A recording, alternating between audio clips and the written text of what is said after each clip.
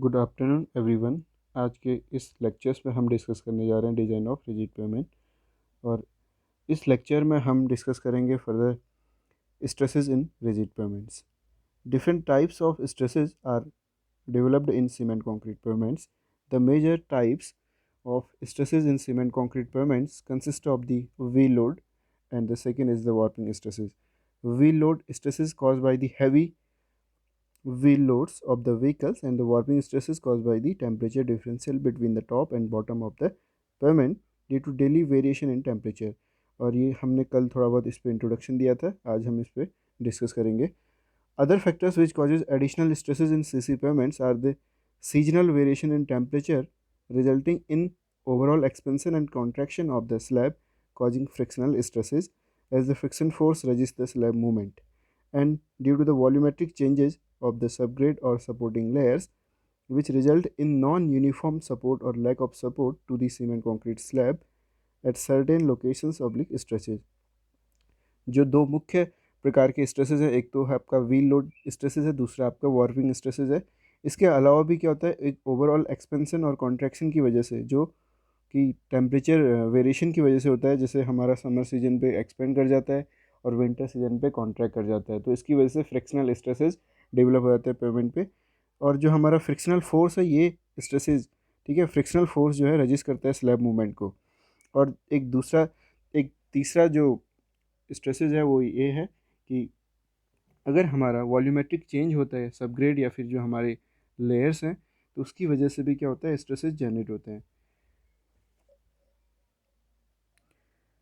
It is possible to determine the stresses developed due to the wheel loads, warping and contraction of the cement concrete slab as given in the subsequent paragraphs. जैसे कि हमें पता है, अगर हम stresses calculate करना चाहें तो हम व्हील लोड की वजह से, ठीक है, वार्पिंग स्ट्रेसेस और कॉन्ट्रैक्शन ऑफ द पेमेंट की वजह से जो भी स्ट्रेसेस जनरेट हो रहे हैं हम उसको कैलकुलेट कर सकते हैं. बट अगर वॉल्यूमेट्रिक चेंजेस होते हैं तो उसकी वजह से जो स्ट्रेसेस डेवलप होते हैं उसको हम डायरेक्टली, ठीक है, कैलकुलेट नहीं कर पाते हैं. The however, it is not possible to estimate the magnitude of stresses as a result of volumetric changes in subgrade oblique base course, yeah, due to the non-uniform or lack of support as a result of localized settlements of the subgrade, as they are uncertain set of factors caused mainly due to the deficiencies during construction or maintenance of the road stresses. ठीक है, हम जो है wheel load की वजह से, temperature की वजह से, ठीक है, और फ्रिक्शनल स्ट्रेसेस ये कैलकुलेट कर सकते हैं, बट वॉल्यूमेट्रिक चेंजेस की वजह से जो है हम स्ट्रेसेस कैलकुलेट नहीं कर पाते हैं.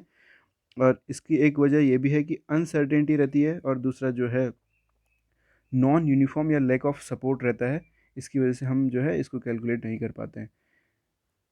अब है इसके अलावा next topic, Westergaard's analysis. Here is the new topic, basic concepts in analysis of stresses in rigid pavements. तो सबसे पहले यहाँ पे वेस्टरगार्ड ने जो है स्ट्रेसेस को कैलकुलेट करने के लिए थ्योरी दी. तो HM. Westergaard is considered the pioneer in providing the rational approach to the analysis of stresses in rigid pavements. Westergaard, in his theoretical analysis, considered the rigid pavement slab to be a thin elastic plate resting on the soil subgrade. तो सबसे पहले जो approach दिया stresses को calculate करने के लिए rigid payment है वो वेस्टरगार्ड ने दिया. उन्होंने ये एज्यूम करा कि जो हमारी स्लैब है, रिजिड पेमेंट स्लैब है, is a thin elastic plate जो कि सॉइल सबग्रेड पे रेस्ट है, which is assumed as a dense liquid, जो कि एक डेंस लिक्विड की तरह एज्यूम किया. This is assumed that the subgrade provides an upward reaction P which is directly proportional to the deflection delta. उन्होंने ये माना कि जो सबग्रेड है वो अपवर्ड रिएक्शन प्रोवाइड करता है जो डायरेक्टली प्रोपोर्शनल होता है डिफ्लेक्शन के. Here P by delta is equal to a constant K value, ठीक है. और ये जो कांस्टेंट है फर्दर इसी को हम क्या कहते हैं, मॉडुलस ऑफ सबग्रेड रिएक्शन कहते हैं, जिसकी यूनिट हमने पढ़ी भी है, और वैसे केजी पर सेंटीमीटर क्यूब है. The equation for determination of stresses in rigid pavements were expressed by the Westergaard using the property such as modulus subgrade reaction K, radius of the relative stiffness L, and the equivalent radius of resisting section B. Three critical positions of the wheel loading, namely interior, edge and corner loading, were also considered. तो stresses को calculate करने के लिए जो इन्होंने approach दिया उसमें इन्होंने जो है तीन फैक्टर्स को एज्यूम करा, ठीक है, सॉरी, कुछ फैक्टर्स को एज्यूम करा, जैसे कि modular subgrade reaction K radius of relative stiffness L, equivalent radius of resisting section B, और जो हमारी क्रिटिकल पोजीशंस हैं जैसे व्हील लोड की, जो इंटीरियर पे है, एज पे है, कॉर्नर पे है, तो ये सारे फैक्टर्स को कंसीडर किया टू एनालाइज या to determine the stresses in the rigid pavement. Here is the relation of the here is the relation for the radius of relative stiffness. तो वेस्टरगार्ड ने जो फार्मूला सजेस्ट करा वो ये है, L equal to E H cube upon 12K into 1 minus mu square इस whole bracket to the power 1/4, जहाँ L है रेडियस ऑफ रिलेटिव स्टिफनेस जिसकी वैल्यू इन सेंटीमीटर है, H है स्लैब की थिकनेस, E है modulus of elasticity of cement concrete in KG per centimetre square, mu है poisons ratio for concrete जिसकी value है 0.15, और K वैल्यू है मॉडुलस ऑफ ग्रेड रिएक्शन जिसकी यूनिट है केजी पर सेंटीमीटर क्यूब. तो इस प्रकार से जो L है हम कैलकुलेट कर सकते हैं इस एक्सप्रेशन का यूज करके. यहाँ पे क्या है, पॉइजन्स रेशियो गिवन है, K वैल्यू क्या है गिवन है, तो जो L है वो क्या करता है, डिपेंड करता है K वैल्यू पे, मॉडुलस ऑफ ग्रेड रिएक्शन पे. Now equivalent radius of resisting section, only a small area of the pavement is resisting a bending moment of the plate due to loading. Westergaard gave a relation for radius of resisting section in centimeter. तो यहाँ पे equivalent radius of resisting section है जिसको हम B कहते हैं.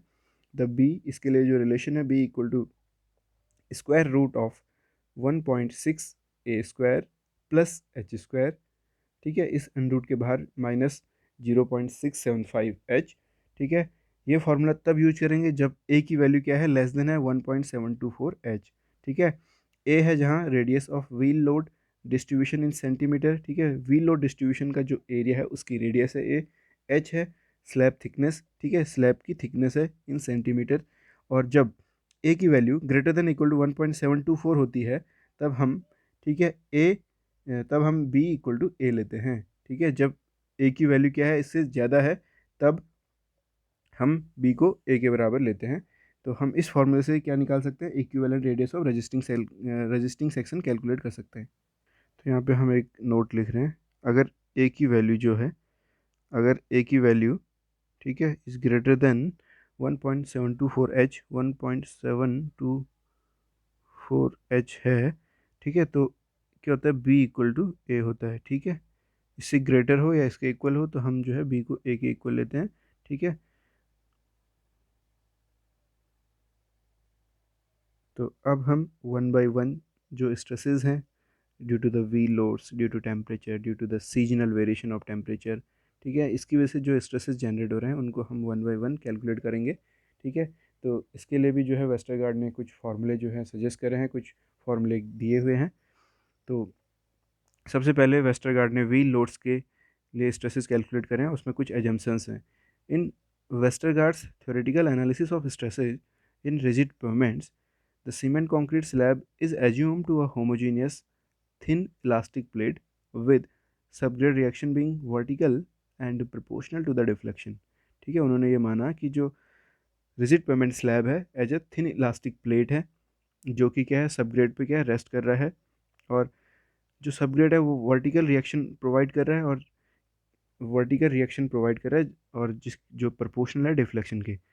वेस्टरगार्ड्स equation for stress due to wheel load applied at the 3 critical locations of interior edge and corner are given below. ठीक है, तो वेस्टरगार्ड ने जो है 3 लोकेशंस, जो इंपॉर्टेंट लोकेशंस हैं, जैसे इंटीरियर हो गया, एज हो गया, और कॉर्नर पे. ठीक है, कॉर्नर पे.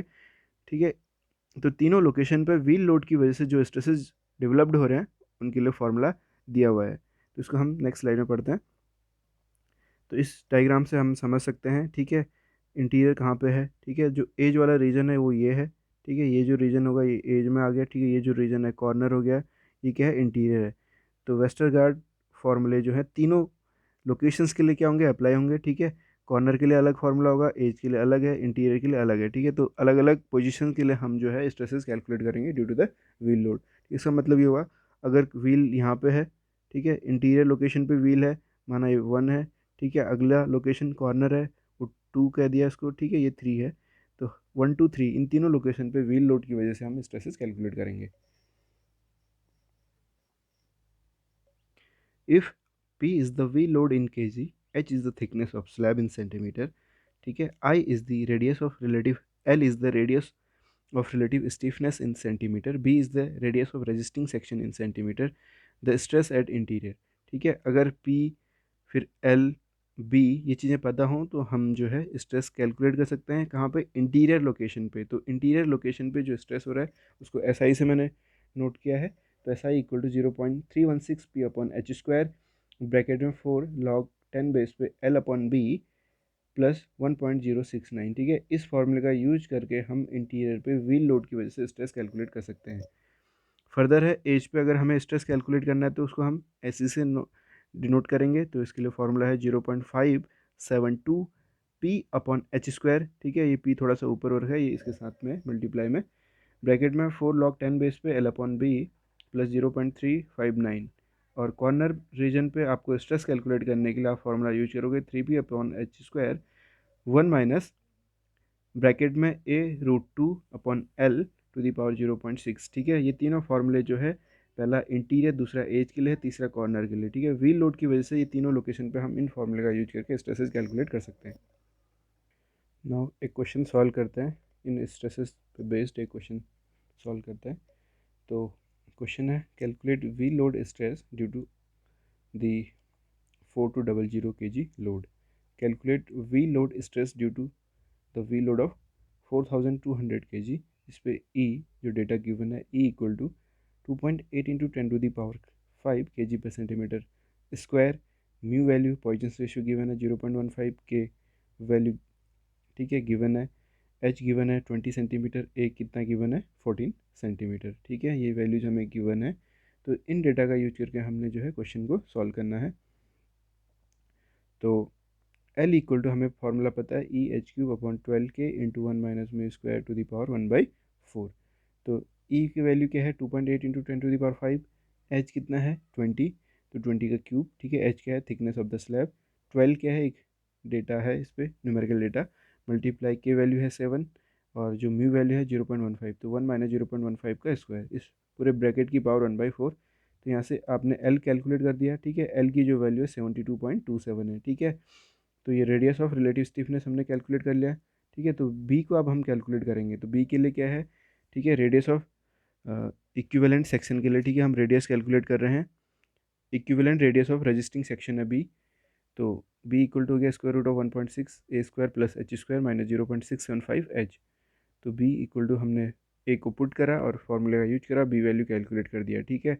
तो यहाँ पे देखिए बी की वैल्यू कितनी आ रही है 13.21 सेंटीमीटर है। तो इस क्वेश्चन में हमने बी की वैल्यू फाइंड आउट करी, ठीक है। एक इंपॉर्टेंट रिलेशन है, जैसे अगर ए की वैल्यू क्या है 1.724 एच से ज़्यादा है तो हम जो है बी को ए के बराबर लेंगे, लेकिन इस केस में, इस क्वेश्चन के केस में कितना आ रहा है, ए वैल्यू जो है लेस देन है 1.724 एच, तो हम बी को कितना लेंगे, इस फार्मूला से जो कैलकुलेट हुआ वो वैल्यू यूज करेंगे। तो एस आई है फॉर्मूला, एस आई के लिए है 0.316 P upon H square into 4 log time 4 log 10 base पे L अपॉन बी प्लस 1.069। तो फॉर्मूले में वैल्यू पुट करी 0.316 मल्टीप्लाई 4200 अपॉन 20 का स्क्वायर इंटू 4 log 10 बेस पे, ठीक है। L की वैल्यू जो है radius of relative stiffness value है 72.27 और जो B की वैल्यू है 13.21, और ये तो क्या है डेटा फॉर्मूले में गिवन है, तो यहाँ से हमने ऐसा ही कैलकुलेट कर लिया और जिसकी वैल्यू है 13.34 kg पर सेंटीमीटर स्क्वायर। फिर है इंटीरियर पे, जब हमने व्हील लोड की वजह से स्ट्रेस कैलकुलेट कर लिया, फर्दर हम स्ट्रेस कैलकुलेट करेंगे हम, ठीक है, एज पे, ठीक है। एज पे स्ट्रेस कैलकुलेट करने के लिए फॉर्मूला है 0.572 P upon H square into 4 log 10 base पे L अपॉन बी प्लस 0.359। तो 0.572 इंटू 4200 अपॉन 20 का स्क्वायर इंटू 4 log बेस पे log 10 बेस पे 72.27 अपॉन 13.21 प्लस 0.359, ठीक है। यहाँ से हमने ऐसी भी कैलकुलेट कर लिया जिसकी वैल्यू 19.96 kg पर सेंटीमीटर स्क्वायर, ठीक है। फर्दर हमने कॉर्नर रीजन पे कैलकुलेट करना है, उसके लिए फॉर्मूला है 3p upon H square into 1 minus a√2 upon L की पावर 0.6। तो यहाँ पे 3 मल्टीप्लाई जो व्हील लोड है वो कितना है गिवन है 42200, तो डिवाइड बाई 20 का square into 1 minus 14√2/72.27 to the power 0.6। तो हमने कॉर्नर रीजन पे हमने स्ट्रेस कैलकुलेट कर लिया जिसकी वैल्यू है kg/cm² में।